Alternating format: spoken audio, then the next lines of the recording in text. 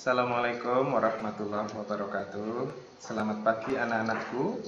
Hari ini kita akan belajar tentang pelajaran IPA, materi reproduksi tumbuhan dan hewan.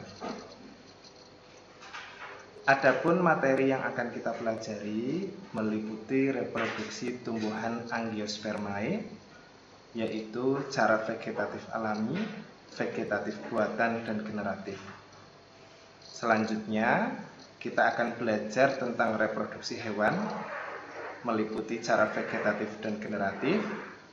Kemudian, kita akan belajar hal-hal menarik pada adaptasi makhluk hidup dan seleksi alam. Masuk ke materi yang pertama, yaitu reproduksi tumbuhan. Reproduksi pada makhluk hidup bertujuan untuk melestarikan jenis. Tumbuhan dapat mengalami reproduksi vegetatif karena memiliki sel meristem, yaitu sel-sel yang memiliki kemampuan untuk berkembang menjadi berbagai jenis jaringan dan organ tumbuhan.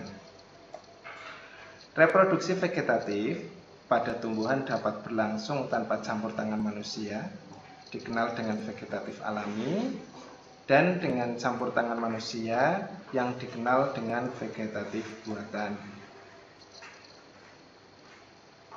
Kalian lihat, ada berbagai macam cara reproduksi vegetatif alami, yaitu rizoma.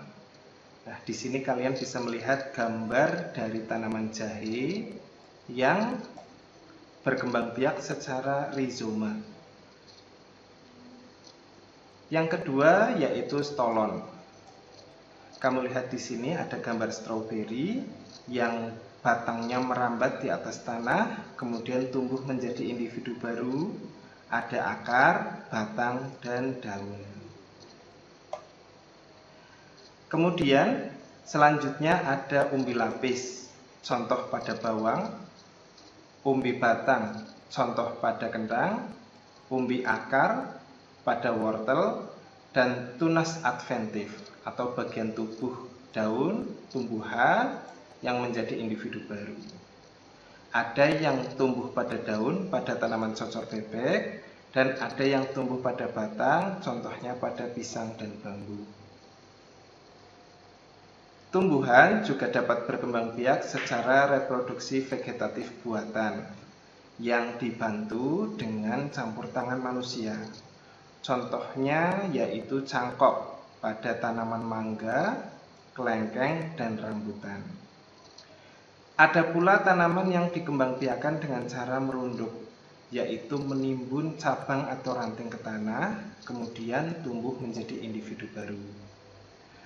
Ada pula tanaman yang dikembangbiakan dengan stek, yaitu memisahkan bagian tanaman. Dapat berupa batang, seperti pada singkong, atau daun pada tanaman lidah mertua. Kemudian ada pula cara-cara reproduksi vegetatif yang berfungsi untuk memuliakan tanaman atau membuat variasi dari tanaman baru, yaitu menyambung, yaitu memotong suatu batang tanaman lalu disambung dengan batang tanaman lain yang sejenis yang berbeda sifat. Misalkan kalian pernah melihat ada tanaman bougainville atau kembang kertas yang berbunga merah dan kuning. Tanaman tersebut merupakan hasil dari menyambung atau sambungan. Ada pula okulasi, yaitu menempelkan mata tunas yang ada pada kulit tanaman pada batang tanaman lain yang sejenis. Contohnya pohon jeruk yang batangnya kuat tapi jeruknya kecil dan masam, dengan pohon jeruk yang batang pohonnya tidak terlalu kuat tetapi jeruknya besar dan manis. Nah, ternyata banyak sekali ya jadi cara-cara reproduksi vegetatif maupun generatif pada tumbuhan. Pada pertemuan yang akan datang, kita akan belajar tentang reproduksi hewan. Apakah hewan bisa berkembang biak secara vegetatif?